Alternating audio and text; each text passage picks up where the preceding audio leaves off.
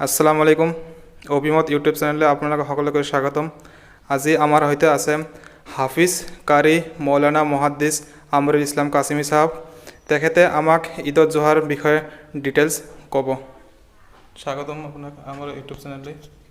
স্বাগতম।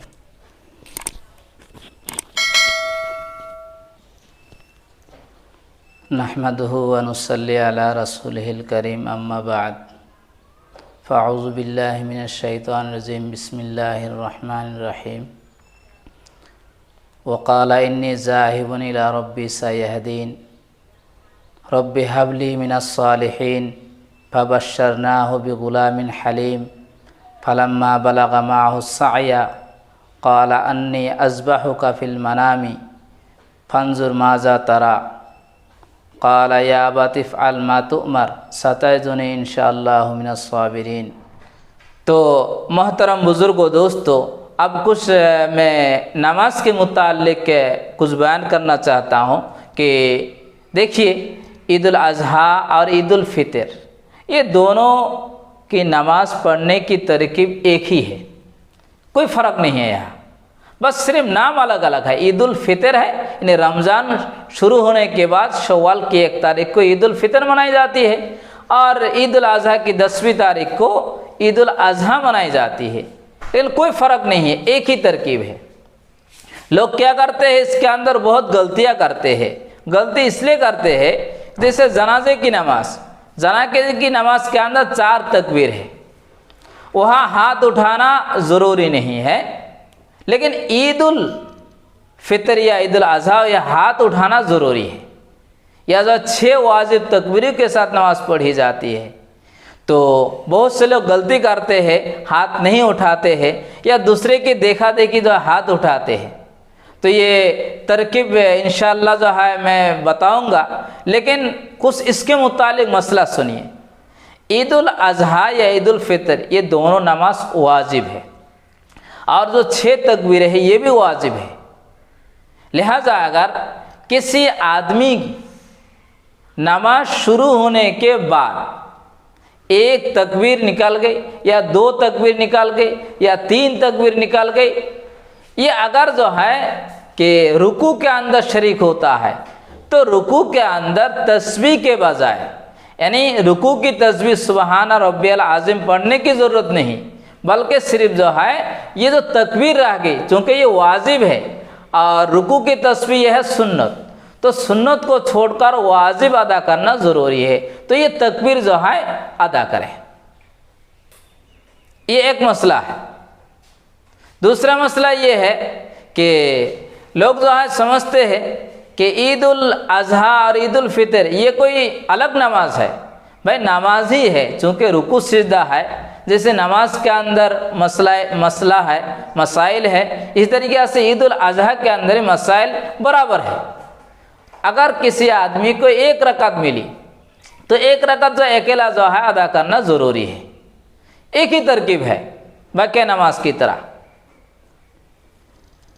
तीसरा मसला ये है कि अगर इमाम साहब से ईद उल अज़हा की नमाज के अंदर कोई गलती हो जाए, कोई वाजिब छोड़ जाए, तो उसके लिए इमाम साहब अगर ये समझे कि अगर मैं सहू सिजदा करूँगा तो मुक्तदी को कश्मकश इंतशार का अंदेशा होगा, यानी लोग इंतशार में पड़ जाएंगे, कुछ लोग रुकू के अंदर रहेंगे, कुछ लोग सिजदा के अंदर रहेंगे, कुछ लोग और दूसरी हालत के अंदर रहेंगे, जिससे इंतशार हो जाएगा।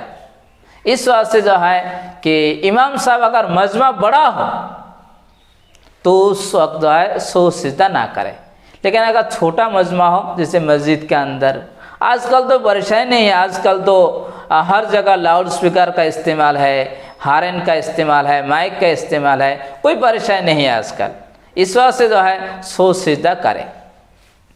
इसी तरीक़े से हमारे देहात के अंदर तो ईद उल अज़हा की नमाज वाजिब नहीं है, कुछ देहात के अंदर वो अलग मसला है उसके मुतालिक, लेकिन मसला ये है कि अगर किसी शहर के अंदर ईदगाह है और ईदगाह के अंदर नमाज होती है मिसाल के तौर पर 9 बजे या 10 बजे, तो लेकिन वहाँ बहुत सी मस्जिदें भी होती है।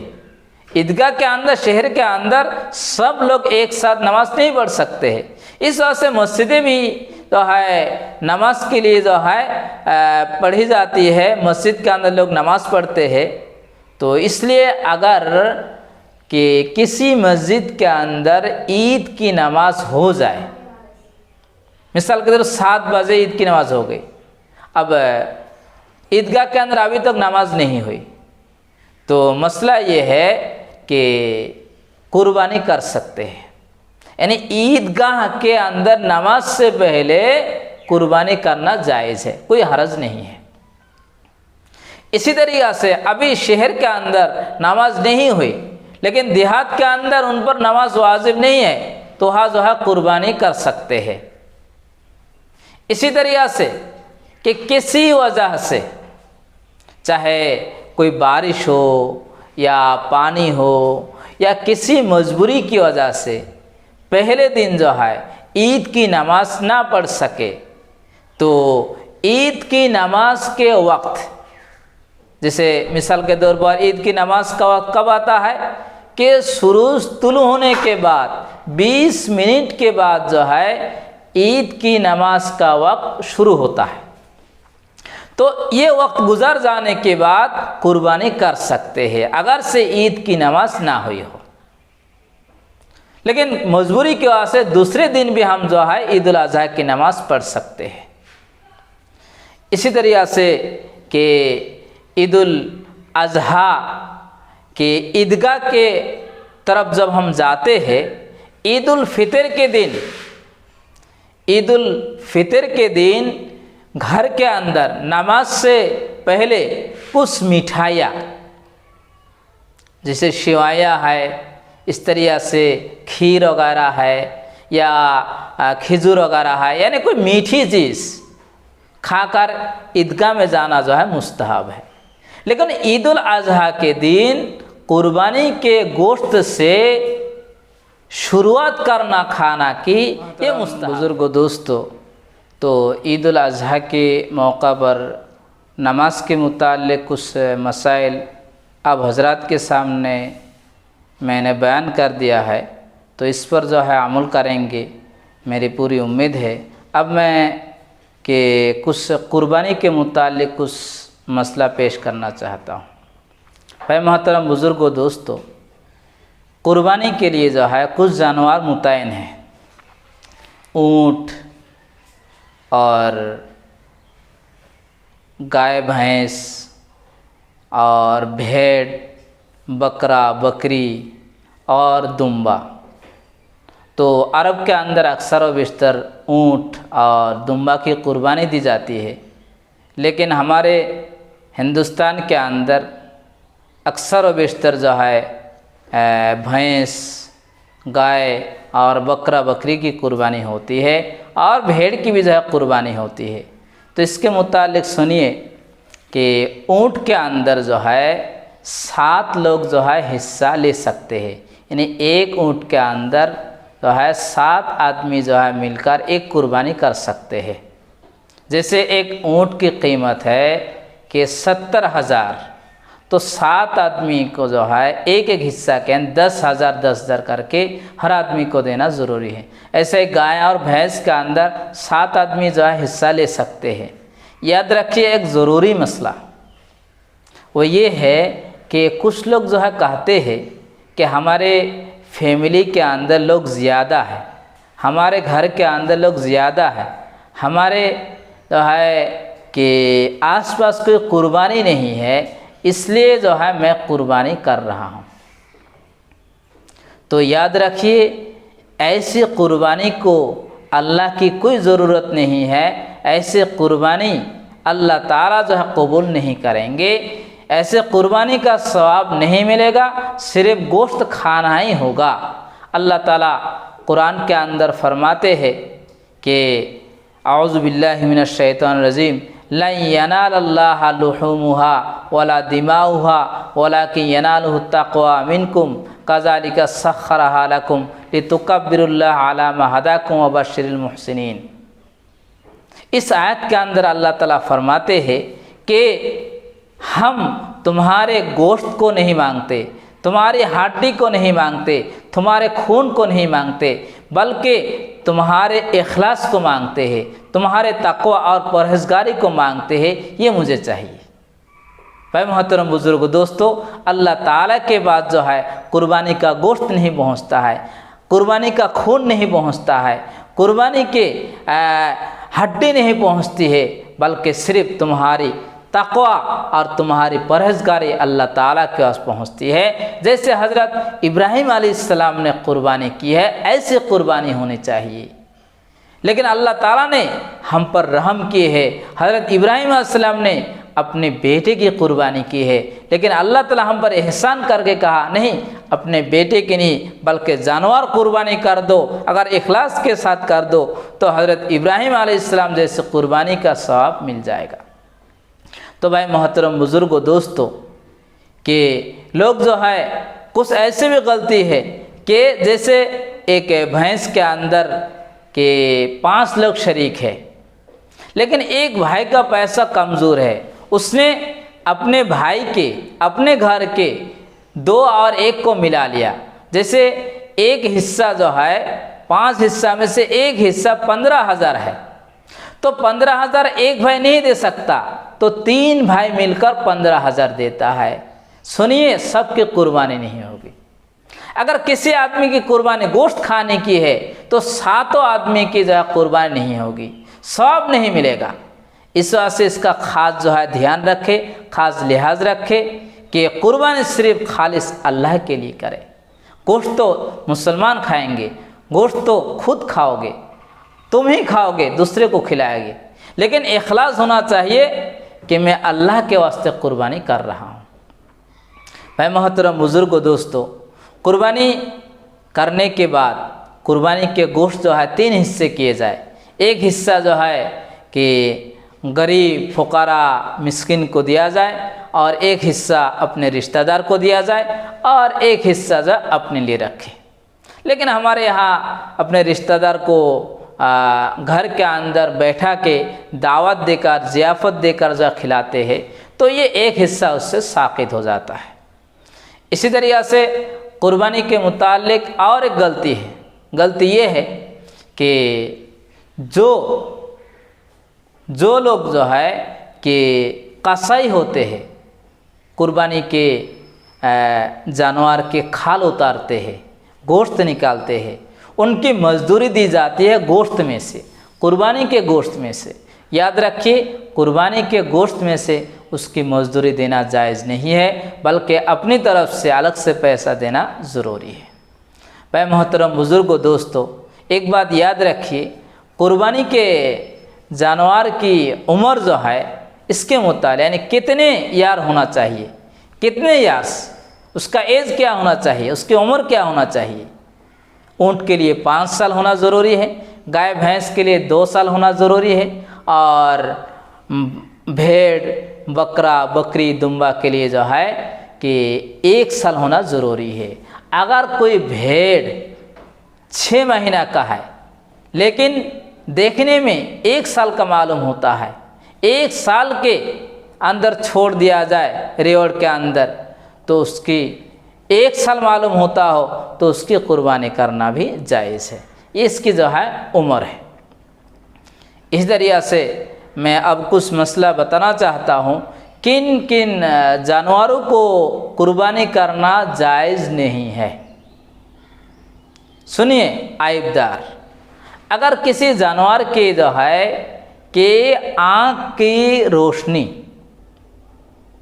आँख की जो है रोशनी 3 हिस्सा करके, एक आँख की रोशनी 3/4 हिस्सा, इन 3 हिस्सा करके एक हिस्सा अगर ना रहे, ना देख सके, उसकी कुर्बानी जायज़ नहीं है। इस तरीक़े से अगर जो है कान कटा हुआ जानवर हो, 3 हिस्सा में से एक हिस्सा कान कटा हुआ जानवर हो, उसकी कुर्बानी जायज़ नहीं है। इस तरीक़े से तरीक़े से दूम अगर जो है 3 हिस्सा में से एक हिस्सा कटा हुआ हो, उसकी कुर्बानी जायज़ नहीं है। इसी तरीक़े से कि अगर जो है कि सींग अगर जो है टूटी हुई हो तो उसकी कुर्बानी जायज़ है, लेकिन अगर अंदर से खोल निकाल जाए तो उसकी कुर्बानी जायज़ नहीं है। इसी तरीक़े से अगर कोई जानवर जो है कि चारों पैर जो है नहीं चल सकते हैं तो उसकी कुर्बानी जायज़ नहीं है। लेकिन अगर जो है 3 पाँव चलता है, एक पाँव से लंगड़ा कर चलता है तो उसकी कुर्बानी भी जायज़ है। तो ये और भी कि इंशाअल्लाह अब राब्ता करेंगे, कांटेक्ट करेंगे, इंशाअल्लाह इसका जवाब मिल जाएगा। और बहुत से मसाइल है। तो मैं आखिर में अब हज़रात को दरख्वास्त करता हूँ कि ये जो हमारे ईद उल अज़हा और ईद उल फ़ितर हो या ईद उल अज़हा हो, जो भी ईद हो, हम शरीयत के मुतालिक हम जो है मसला मसाइल के मुतालिक जो है अमल करेंगे, इंशाअल्लाह सवाब होगा। भाई मोहतरम बुज़ुर्गो दोस्तों, ये जो मैंने आप हज़रात के सामने कुछ मसाइल बताए हैं, ये कुछ हवाला जात है फ़तवा की किताब, जैसे फ़तवा दारुल है, फ़तवा शाही है, इमदादुल फ़तवा है और फ़तवा शामी है ज़कारिया। इस तरीक़े से हदीस की किताबें हैं, अबू दाऊद शरीफ, मुस्लिम शरीफ, बुखारी शरीफ, इब्ने माजा शरीफ, नसाई शरीफ। इन किताबों से मैंने ये अहादीस और मसला मसाइल अक्स किए हैं। और हमारे कुछ और किताब है, किताबुल मसाइल है और मसाइल क़ुरबानी व ईदाइन दारुल देवबंद से है। ये कुछ किताबों से मैंने ये मसला बताए हैं। भाई मोहतरम बुज़ुर्गो दोस्तों, ये अल्लाह ताला की तरफ से हमारे इस वक्त, इस समय जो है हमारे नाजुक वक्त है, नाजुक दौर से गुज़र रहा है पूरी दुनिया। इन्हीं एक जो है बीमारी है, जिस बीमारी का नाम अब जो है 4-5 महीना से सुन रहे हैं, वो है कोरोना वायरस। तो ये कोरोना वायरस जो है हमारी पूरी दुनिया के अंदर जो है चल रही है। इससे जो है लाखों करोड़ों लोगों का जो है नुकसान हुआ है और सरकारी तरफ से भी नुकसान हुआ है। हुकूमत को जो है ख़ास तौर पर नुकसान ज़्यादा हुआ है, इसलिए कि वो बहुत रिलीफ दे रहे हैं, इमदाद कर रहे हैं, गुराबा को पैसा दे रहे हैं, अपने अकाउंट के अंदर चावल फ्री में दे रहे हैं, बगैर पैसा के दे रहे हैं और इलाज व मुआवजा करते हैं। बहुत से जो बीमारी आज भी है। तो इसलिए जो है कि मैं अब हज़रात को बताना चाहता हूँ, हमारे ये ओबीमत यूट्यूब चैनल से कि इसके माध्यम से मैं बताना चाहता हूँ कि अब हज़रात जो है हमारी सरकारी तरफ से आपको जो गाइडलाइन दिया गया है, हमारे प्रतिनिधि, हमारे लीडरान और ज़िम्मेदार, ख़ास तौर पर कि गुज़श्ता 27 जो है कि तारीख को जो हमारे आदेश जारी किया गया है हमारे डीसी की तरफ से और सरकार की तरफ से, पूरी जो है देश के अंदर ईदगाह की नमाज के अंदर जो है वह जो है कि 3 से ज़्यादा जो है नहीं पढ़ सकते हैं। इस तरीक़े से मस्जिदों के अंदर भी उसका ख़ास ख्याल रखें, 3 लोग से ज़्यादा जो है नमाज ना पढ़े। तो ये जो है मैं उम्मीद करता हूँ। और अगर हम नमाज़ पढ़ें तो इसके जो है डिस्टेंस का ख्याल रखें, दूरी का ख्याल रखें, 1 मीटर की दूरी पर जो हम जो है नमाज अदा करें। और इस तरीक़े से जब हम अपने मुंह के अंदर रास्ता में जब चले या घर से जब बाहर निकले तो इसका ख़ास ख्याल रखें। मास्क जो है इस्तेमाल करें, मास्क को लगाए। तो ये जो है तमाम मुसलमान से मैं गुजारिश करता हूँ, दरख्वास्त करता हूँ। तो ये सरकारी कानून को मानना जो है ज़रूरी है, मुसलमानों के लिए ज़रूरी है। हम अपने देश को, अपने सरकार को, अपने हुकूमत को और अपने धर्म को और अपने ईमान को, हमारे इस्लामी इस्लाम समाज को, इस्लामी हुकूमत को और ऐसे ही समझते हैं जैसे हमारी दो आँख।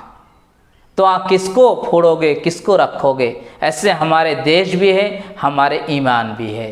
अल्लाह ताला हम सब को जो है इन बातों पर, इन फजीलतों पर, इन मसाइल पर और सरकारी हुकूमत की तरफ से जो आदेश जारी किया है इस पर अमल करने की तौफीक अता फरमाए। व आखिर दावाना अनिल हम्दुलिल्लाहि रब्बिल आलमीन।